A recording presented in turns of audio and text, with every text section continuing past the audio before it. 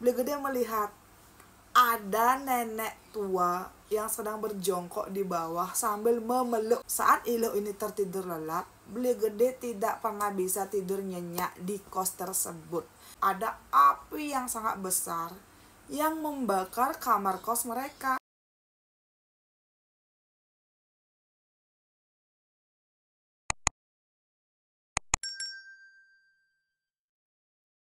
Gue semeton, kumpul yuk, ngerti jadi dinijat saya. Untuk kalian yang mungkin baru bergabung di channel saya, halo, perkenalkan, saya Tusenja. Di channel ini saya akan membagikan kisah nyata yang pernah dialami langsung oleh narasumber saya. Jadi untuk kalian yang mungkin baru bergabung, boleh minta like dan juga subscribe-nya.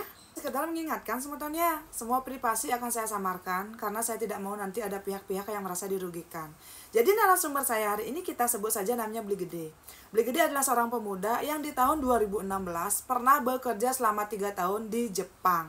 Ketika itu Beli Gede baru berumur 27 tahun. Nah, Beli Gede ini juga sudah punya pacar semeton yang kita sebut saja namanya Iluh. Iluh adalah seorang wanita yang berasal dari Bali Selatan dan bekerja di luar negeri selama 3 tahun juga. Dulu sebelum mereka berangkat, Beli Gede dengan si Iluh ini pernah membuat perjanjian semeton. Kalau mereka hanya akan bekerja 3 tahun di luar negeri dan setelah itu mereka akan menabung bersama, mempersiapkan masa depan, dan setelah menikah mereka tidak akan lagi merantau keluar Bali tapi akan membuka usaha di Bali saja. Nah, singkat cerita semetonnya, selama mereka LDR mereka berhubungan dengan sangat baik-baik saja. Mereka akan video call, WhatsApp, dan juga kayak mencurahkan rasa rindu mereka hanya melalui HP. Ketika itu Beli Gede benar-benar berjuang. Dia nabung sehingga ketika Beli Gede ini pulang dari Jepang, Beli Gede sudah punya banyak aset. Nah, saat Beli Gede ini pulang kampung, Iluh juga sudah habis dong kontraknya di luar negeri dan mereka pun bertemu. Selama 1 bulan mereka ini benar-benar menghabiskan waktu bersama. Dan selama 1 bulan itu Iluh ini minta kepada Beli Gede kalau dia ingin ngekos bersama dengan Beli Gede agar mereka ini bisa setiap hari bersama. Dan karena Beli Gede ya, karena sudah memang benar-benar merasa klop ya mengiyakan. Saat itu Beli Gede dengan Iluh ini mencari kos-kosan di daerah Denpasar. Kos-kosan ini bisa dibilang kos-kosan yang elit. Kos-kosan ini tuh 1,5 juta per bulan. Sudah termasuk tempat tidur, kulkas, dan juga AC. Lokasi kos-kosannya Beli Gede dengan Iluh ini semetonnya dekat sekali dengan Carik. Dan setiap sore Beli Gede dengan si Iluh ini selalu menghabiskan waktu untuk melihat pemandangan Carik di sekitar kosnya. Beli Gede ketika itu menghabiskan waktu 24 jam nempel seperti perangko dengan Iluh. Ya, seperti yang kita tahu, 3 tahun mereka tidak bertemu semetonnya, bisa dibayangkan dengan apa yang terjadi. Nah, di kos-kosan ini tuh ada 10 kamar, 5 kamar di sebelah kiri dan 5 kamar di sebelah kanan. Di lantai atas itu ada kayak gudang kecil dan juga ada padmesana di sana. Beli Gede dengan Iluh ini tipikal orang yang sangat rajin sembahyang semeton. Dari awal mereka kos di sana, Beli Gede sudah bilang kepada kedua orang tuanya dan juga kepada orang tuanya si Iluh, mereka akan menikah sekitar 2 bulan lagi. Dan untuk 1 bulan pertama ini mereka ingin ngekos bersama agar bisa ketemu setiap hari. Dan orang tua kedua belah pihak pun mengiyakan. Di masa-masa itu semeton, Beli Gede dengan Iluh ini benar-benar bekerja keras. Karena Beli Gede berpikir semoga sebelum tanggal pernikahan yang sudah ditentukan, Iluh positif dan astungkare mereka ini bisa punya anak secepatnya. Dari hari pertama mereka ini pindah ke kos tersebut, semuanya berjalan lancar. Beli Gede pun membeli barang-barang yang harusnya diletakkan di kamar. Beli Gede juga bilang kepada Iluh semeton, mereka saat tinggal di sana tidak perlu bekerja untuk 1 bulan ke depan. Mereka bisa bekerja nanti setelah menikah. Karena Beli Gede ini kayak tipikal lelaki yang benar-benar bucin gitu loh semeton. Minggu pertama Beli Gede tinggal di kos-kosan ini semetonnya tidak ada yang terjadi. Semuanya baik-baik saja dan lancar-lancar saja. Beli Gede akan makan bersama, tidur bersama, mandi bersama, dan menghabiskan waktunya sepanjang hari bersama Iluh. Iluh ini tipikal wanita yang sangat baik, tutur bahasanya juga sangat lemah lembut, dan benar-benar bisa mengerti Beli Gede dari luar dan dari dalam. Nah, ketika itu, sambil Beli Gede ini menghabiskan waktu dengan Iluh, dia ini kan kayak mempersiapkan pernikahannya. Semua biaya banten, biaya mepayah, biaya resepsi sudah dilunasi oleh Beli Gede dengan Iluh dengan uang tabungan yang memang sudah mereka kumpulkan selama 3 tahun bekerja di luar Bali. Dan ketika itu, Beli Gede kok mulai merasa, kenapa kok setiap malam Saat Iloh ini tertidur lelap, Beli Gede tidak pernah bisa tidur nyenyak di kos tersebut. Dan ketika Iloh ini sudah terbangun di pagi hari, Beli Gede baru mengantuk. Jadinya tuh kayak gini teman-teman, Iloh tidur di malam hari, Beli Gede tidak bisa tidur. Tapi ketika Beli Gede tidur di pagi hari, Iloh sudah terbangun. Karena inilah tiba-tiba Iloh ini mulai komplain kepada Beli Gede. Karena kalau mereka ini tidurnya itu kayak berbeda waktu, jadinya kan waktu yang mereka habiskan bersama ini kayak berkurang gitu loh teman-teman. Nah ketika itu Beli Gede pun mulai kontrol ke dokter. Saat itu Beli Gede dibuatkan resep obat tidur oleh dokter, dan itu tuh kayak dosisnya masih sedang gitu loh teman-teman. Dokter bilang kalau tetap kamu tidak bisa tidur, nanti datang lagi ke sini dan saya akan meresepkan obat yang baru.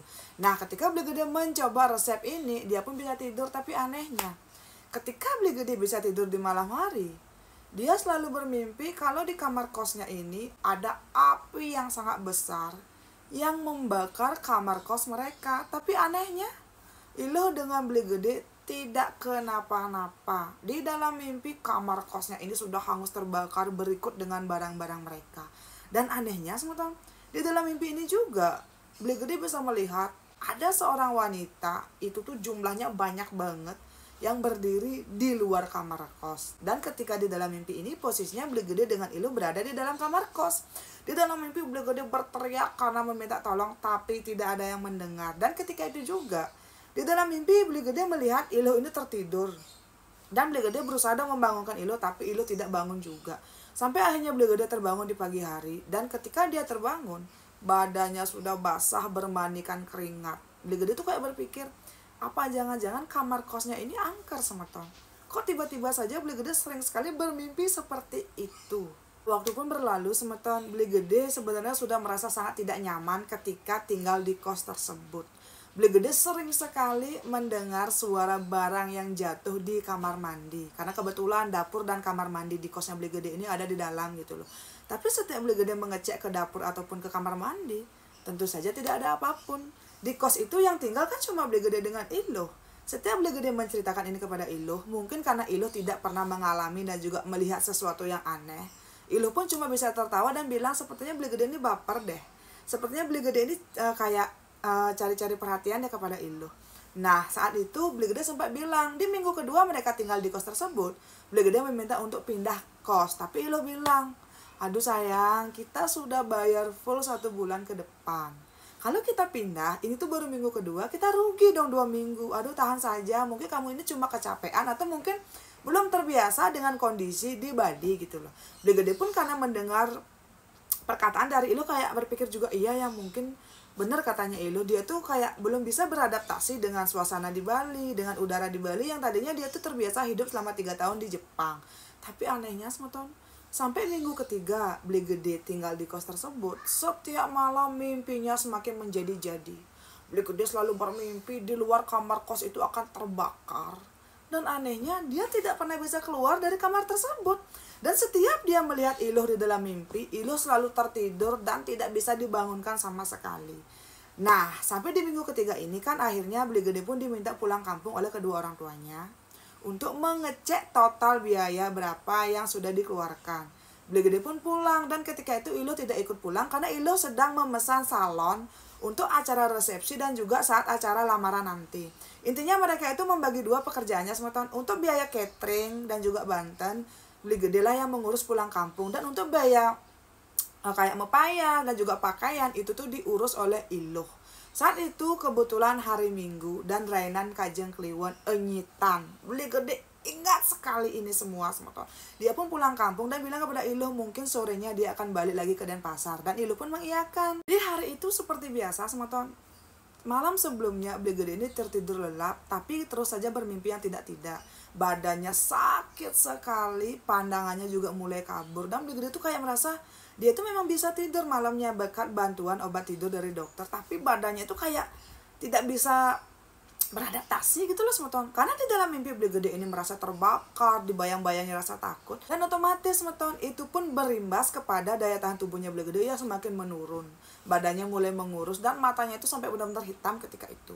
Nah sebelum pulang kampung, Beli Gede pun sembahyang dulu bersama dengan Iloh. Dan anehnya, dari saat Beli Gede ini menghidupkan mobil dan juga menjauh dari kamar kos mereka, Beli Gede merasakan firasat yang sangat aneh. dadanya bergetar keras, dan juga Bli Gede tuh kayak ada rasa takut ketika meninggalkan Ilu di kos. Sebenarnya waktu itu Bli Gede sempat mengajak Ilu untuk ikut pulang bersama. Besok saja kita ketemu dengan MUA yang nanti disewa untuk mayasin di hari pernikahan. Tapi Ilu bilang semeton, dia sudah kadang janji dari 1 minggu yang lalu di hari tersebut. Jadi tidak enak kalau di cancel. Dan karena itulah terpaksa Bli Gede pun pulang sendirian.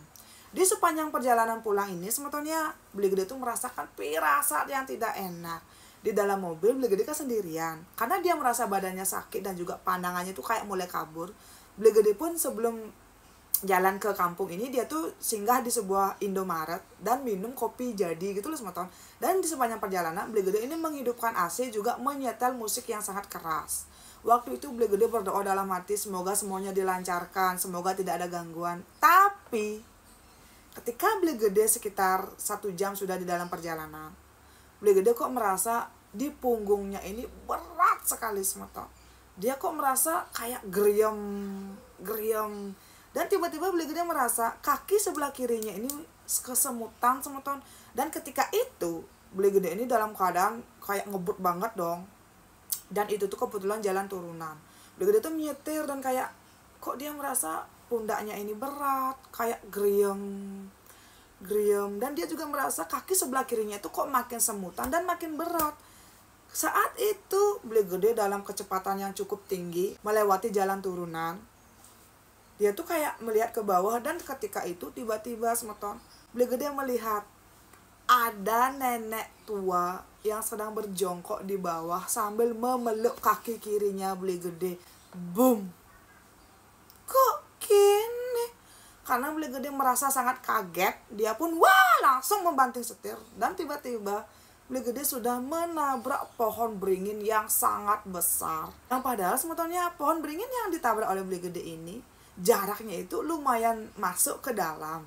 Dan itu tuh kayak juga jaraknya jauh dari jalan raya. Kok bisa-bisa Bli Gede malah masuk ke perkebunan dan juga menabrak pohon beringin ini. Ketika Bli Gede menabrak pohon beringin ini, Bli Gede waktu itu tidak menggunakan sabuk pengaman. Dan dia pun pingsan semeton.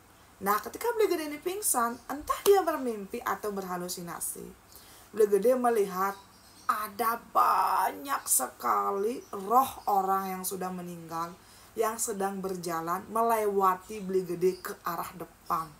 Roh orang-orang ini ada yang memakai baju kebaya, ada yang memakai baju safari, ada juga orang-orang yang tidak menggunakan sehelai benang pun, yang menangis tapi tetap berjalan melewati Bli Gede. Ketika itu Bli Gede bingung banget semeton. Dia tuh melihat ke kiri dan ke kanan, kok tidak ada siapapun yang dia kenal. Dan dia pun tolong. Tapi seberapa kerasnya Bli Gede meminta pertolongan, tidak ada satupun roh dari orang-orang yang meninggal ini melihat ke arah dia.